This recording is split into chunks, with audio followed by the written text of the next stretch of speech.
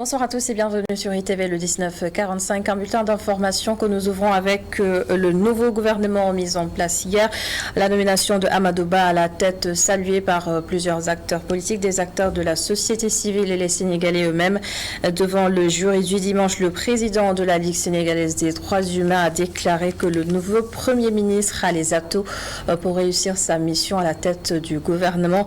Alassane Seck a aussi évoqué la question du troisième mandat. Younoussa Gueye nous en dit plus. C'est vers 12h30 que la présidence a rendu publique l'identité du nouveau Premier ministre.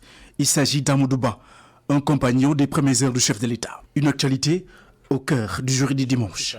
Analysant le profil et le parcours de l'actuel Premier ministre, Alassane Seck, président de la Ligue sénégalaise des droits humains, accorde un préjugé favorable à Amadou Ba. Je l'ai dit tout à l'heure à l'entame de mon propos, c'est qu'il a le profil de l'emploi.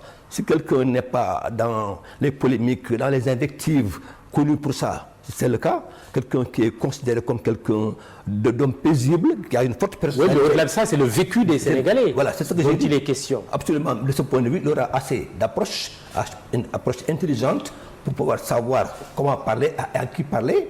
Je pense qu'il a de bons préjugés par rapport à sa personnalité.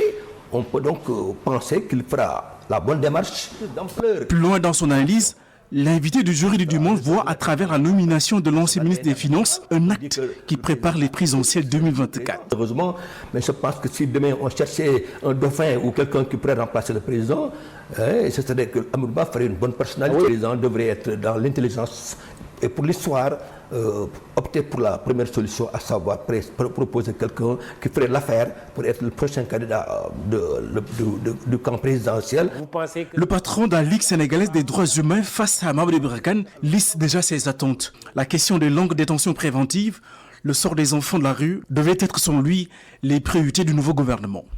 Ce qui est urgent pour nous, c'est qu'il y a des situations qui sont restées en l'état, notamment les enfants de la rue.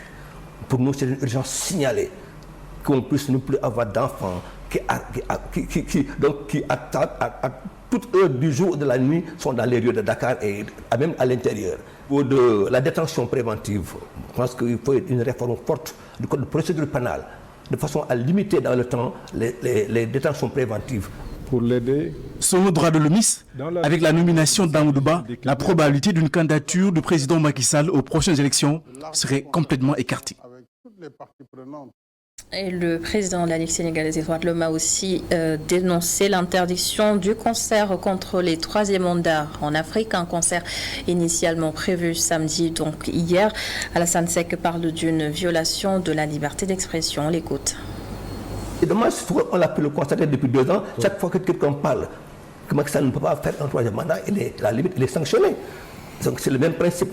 On interdit, et ça c'est fini d'interdire dans le monde entier. On ne peut plus interdire à une personne, un acteur, de ne pas parler, de se donner son point de vue. Donc pour nous, il faudra que les gens réfléchissent à de meilleures formules que d'interdire que les gens ont le droit de parler. Parce que justement, cette interdiction va donner plus d'ampleur à l'action. Plusieurs quartiers de Dakar sont sans eau depuis pratiquement quelques jours. La CNO avait annoncé des perturbations dans la distribution en raison de quelques travaux d'entretien des ouvrages. Khadija Diouf et Sedina Mbaye se sont justement rendus dans des quartiers touchés par cette pénurie. Reportage.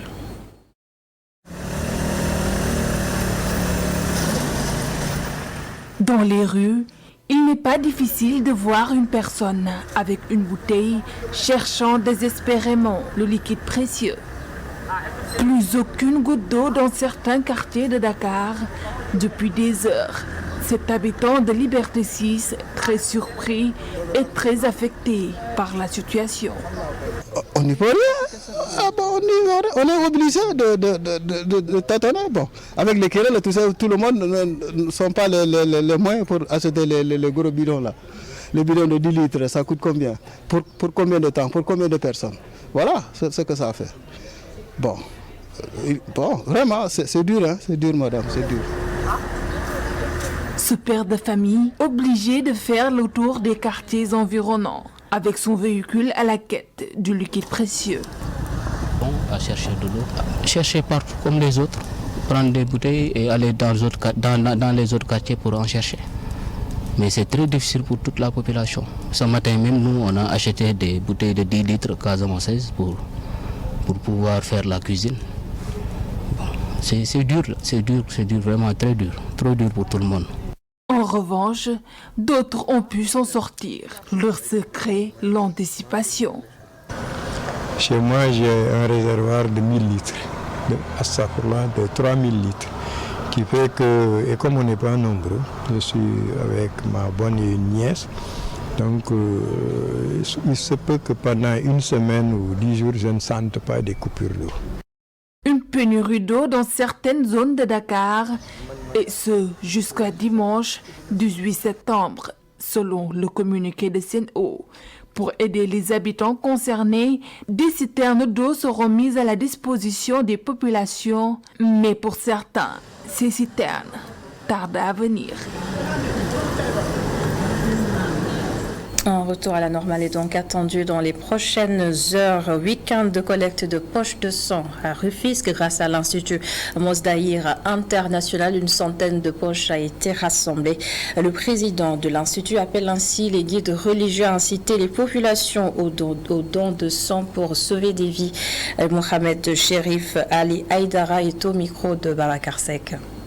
J'aurais aimé voir toutes les personnes qui ont des partisans ou des gens qui les écoutent. J'aurais aimé qu'eux aussi, ils fassent des initiatives comme ça, qu'ils donnent du sang.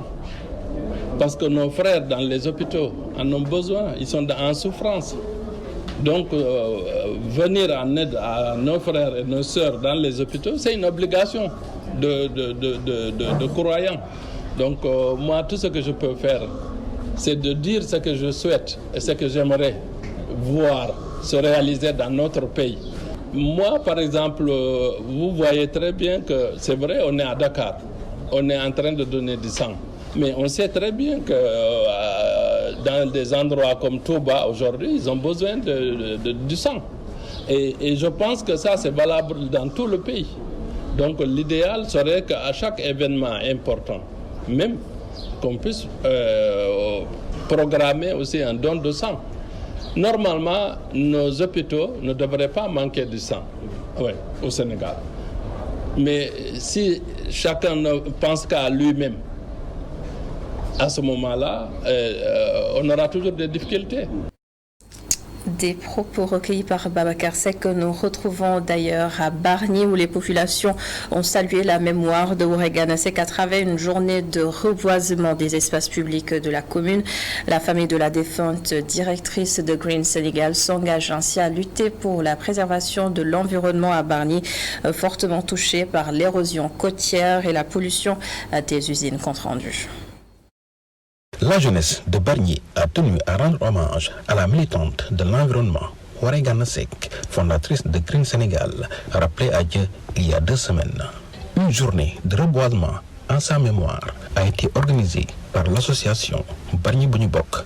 La défunte Woré Gana Seck était une militante engagée de l'environnement.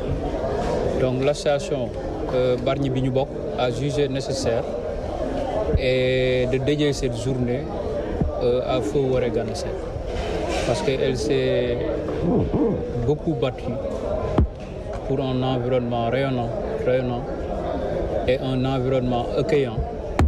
Et nous savons qu'elle a fait ses preuves à travers tout le Sénégal et à travers le monde, on peut le dire. Et c'est pour cela que la jeunesse entière a jugé nécessaire de dédier cette journée à Woré Gana Seck. Les actions de Woré Gana Seck pour la protection de l'environnement seront perpétuées par sa famille.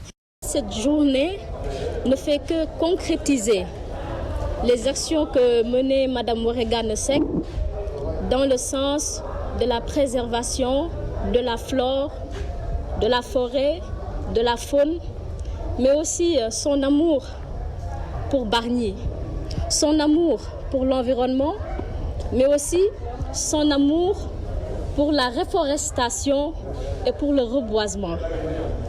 Parce que nous avons un nouveau projet d'ailleurs qui n'est pas encore en cours et c'est sur le littoral avec des Suisses, mais aussi il y avait un projet dans le programme qui était de créer un espace vert à Bargny. Pour rappel, Waré Gana Seck était membre du Conseil économique, social et environnemental. Elle était à l'initiative de la digue de protection de Thiawlène ainsi que la digue anti-sel de Joal, entre autres. Et dans le reste de l'actualité de ce dimanche, nous nous rendons dans le sud du pays pour parler du retour des populations déplacées sur les 25 villages de la commune de Niassia. Les 21 sont de retour d'exil et le nouveau sous-préfet annonce des opérations de déminage dans certaines zones pour justement encourager le retour d'autres populations. Hassan Ba et Daouda Sambou. Lors d'une rencontre d'échange et de partage avec tous les chefs de village, chefs de service, de projets, programmes et ONG, le nouveau sous-préfet de Niassia a tenu à rassurer tous les partenaires sur la première préoccupation, qui est le retour des populations déplacées. L'autorité administrative soutient que toutes les parties prenantes seront mobilisées pour rendre effectif ce retour. Vous savez, au niveau de l'arrondissement de Niassia, il y a des villages qui étaient déplacés mais qui sont actuellement de retour. Et d'autres villages ne sont pas encore revenus. Donc la première préoccupation que nous avons entendue avec intérêt par rapport aux doléances de ces villages, c'est le retour de certains villages qui ne sont pas encore revenus. Nous avons invité certains partenaires techniques, les forces de sécurité et de défense, ils se sont prononcés là-dessus. Pour l'édile de cette commune du département de Ziguinchor, l'État doit mettre tout en œuvre pour aider ces populations qui ne veulent que retourner dans leur terroir. La commune de Niassia a 25 villages. Aujourd'hui, seulement 21 sont sur place. Les 4 autres sont encore en déplacement. Donc l'urgence aujourd'hui, après vraiment ce ratissage qui a eu lieu, donc l'urgence aujourd'hui, c'est que ces populations reviennent sur place. Et la deuxième chose aussi, pour qu'il y ait ce retour et qu'il y ait une stabilité, il faut vraiment un désenclavement. Parce qu'il y a 2 zones de la commune qui sont vraiment, dont l'accès est très difficile. Après l'opération de sécurisation qui a permis de nettoyer toutes les bases rebelles, la prochaine étape selon le sous-préfet, c'est de déminer cette zone pour faciliter le retour tant souhaité des populations. Actuellement, vous avez vu le projet ARC qui est là, qui travaille en ce sens pour vraiment, avec les autorités supérieures, qu'on puisse déminer, faire le déminage de certaines localités. Et ça aussi, l'État est là-dessus. Qu'on puisse tout simplement comprendre, avant que les populations reviennent, il faut que ce soit dans des mesures très sécurisées. Donc l'État est là-dessus. Ils ont déjà commencé par certains villages, ils sont déjà revenus. D'autres villages peuvent revenir et nous avons remonté l'information au niveau supérieur. Je crois que c'est un processus et on est là-dessus. L'arrondissement de Niassia fait partie des zones qui ont le plus souffert de la crise casamançaise, avec plusieurs villages déplacés et des terres infectées par les mines.